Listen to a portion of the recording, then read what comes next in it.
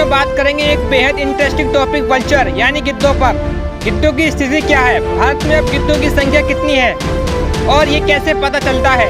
गिद्धों को लेकर सरकार का एक्शन प्लान क्या है, क्या गिद्ध लुप्त प्रजाति की श्रेणी में आते हैं। इन सभी इंटरेस्टिंग पॉइंट को जानने के लिए वीडियो को एंड तक देखें। गिद्ध kingdom Animalia phylum Korda class Abies family ACP try का एक बड़े डील डोल वाला मांसाहारी पक्षी है। दुनिया भर में गिद्धों की 20 से ज़्यादा प्रजातियां पाई जाती हैं। भारत में 9 प्रजातियां पाई जाती थी, लेकिन अब ज़्यादातर प्रजातियां लुप्त होने की कगार पर हैं। गिद्ध ऑस्ट्रेलिया और अंटार्कटिका को छोड़कर हर महाद्वीप में पाए जाते हैं। गिद्ध भोजन की तलाश में हज़ारों फीट की उड़ान भरते हैं ताकि एक बड़े क्षेत्र पर नजर डाली जा सके। गिद्ध गंध दूसरे जीवों की मौजूदगी और भोजन देखकर खाने का पता लगाते हैं। गिद्ध एक शाकाहारी पक्षी है, लेकिन अधिकतर मृत मवेशियों को ही खाते हैं, इसीलिए इन्हें नेचुरल क्लीनर यानी प्राकृतिक सफाई कर्मी कहा जाता है। 15 से 20 गिद्ध एक मृत मवेशी को 60 से 70 मिनट में चट कर जाते हैं। गिद्ध मांस और हड्डियों के अलावा इनकी कई प्रजातियां ताड़, अखरोट और प्लाम के फल भी खाते हैं। गिद्धों की छोटी प्रजाति कई छोटे जीवों का शिकार भी करती हैं। इनकी चोंच मुड़ी व शक्तिशाली होती है। इनके पैर चोंच के मुकाबले कमज़ोर होते हैं।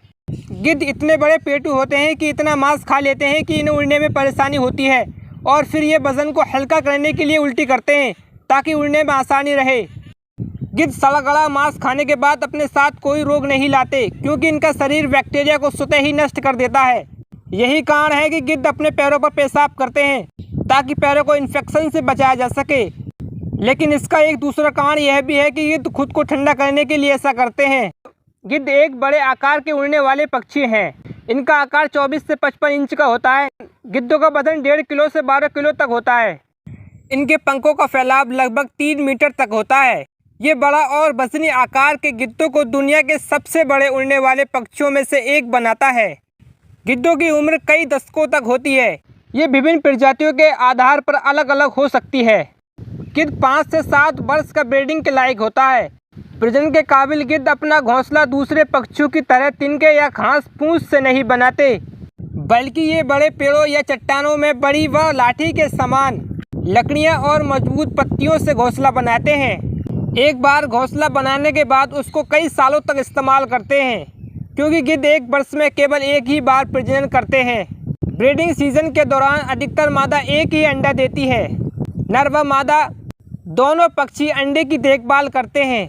इसी बीच दोनों पक्षी अपनी जिम्मेदारी साझा करते हैं और बच्चों का पालन पोषण अच्छी तरह और सुरक्षापूर्ण तरीके से करते हैं। अब बात करते हैं सरकार का वल्चर एक्शन प्लान क्या है और गिद्धों की आबादी कितनी है और इसका पता कैसे लगाते हैं।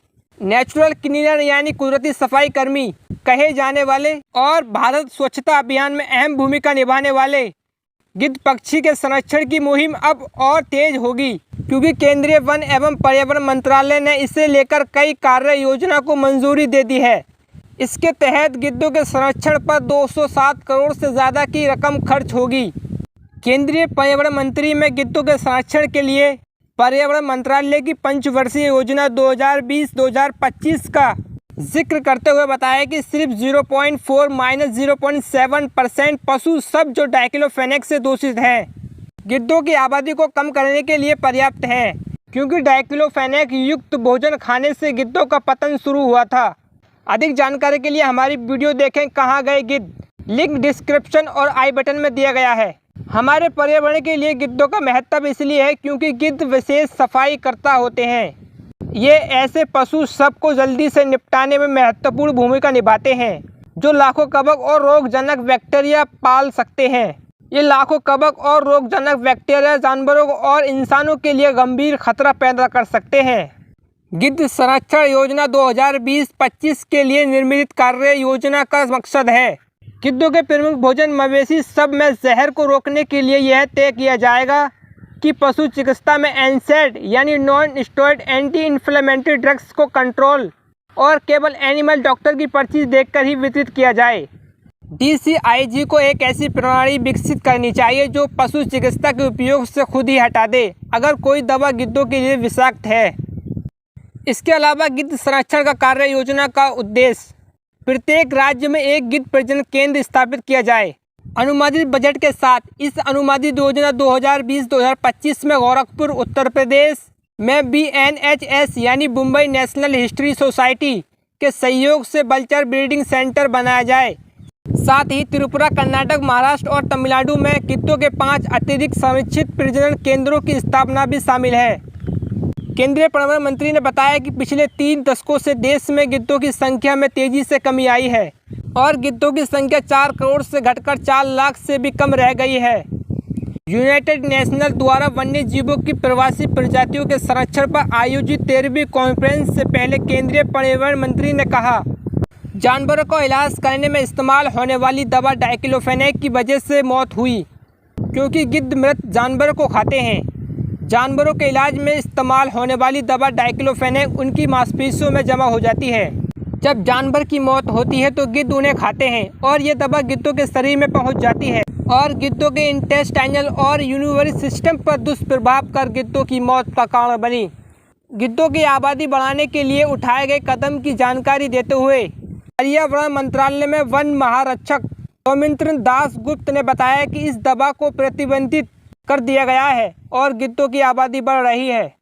ये कैसे पता चलता है कि जंगलों में गिद्ध की आबादी कितनी है और अब भारत में गिद्ध कितने हैं? इसके लिए कई वीडियो का उपयोग किया जाता है, लेकिन अपनी तरह की एक पद्धति GPS मैपिंग के जरिए गिद्धों का सर्वेक्षण किया जा रहा है, जिससे गिद्धों की सही आबादी का पता चलता है, क्योंकि अब गिद्धों को विलुप्त हो रही प्रजातियों में शामिल किया जा चुका है।